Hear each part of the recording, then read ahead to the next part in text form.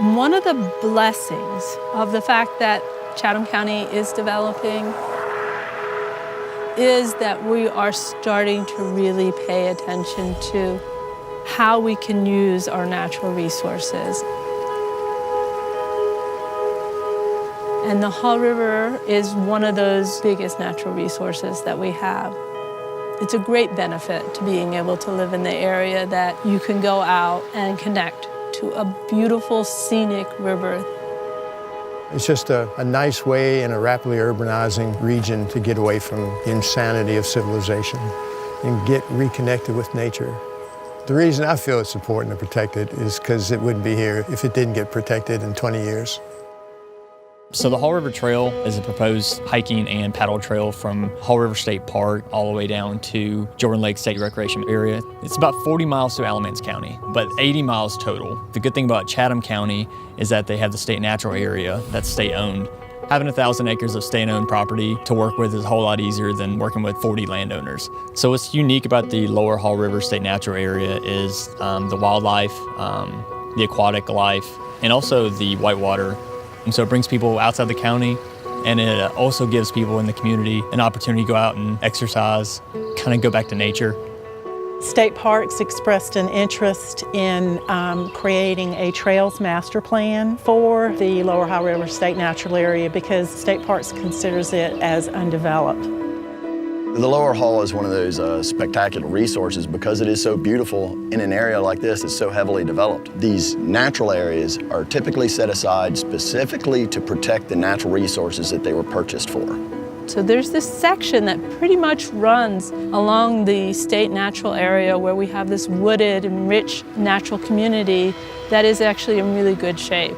When you're paddling down the Lower Haw, you see some pretty spectacular banks, and the water is absolutely beautiful running through there. But there's also some protected species that occur there, some rare species. The Cape Fear shiner, club-tailed dragonfly, and also a rare eastern buttercup. And I would just encourage people, when you're there, be responsible with the resource. Just enjoy it and just leave footsteps. The Lower Haw area now is used frequently by hikers and canoers, but it's kind of informal use. That creates some conflicts with adjacent properties and that kind of thing. Having a plan that will help us target where we should locate parking, other types of facilities will contribute to us being able to utilize this resource in a better and planned way. When we put a plan in place, it actually starts incorporating professional trail builders as well as our natural resource staff, which actually brings together these experts to go out and figure out what is the lowest impact that we can have on this property and where's the responsible, most sustainable location to put these types of trails to protect the resource.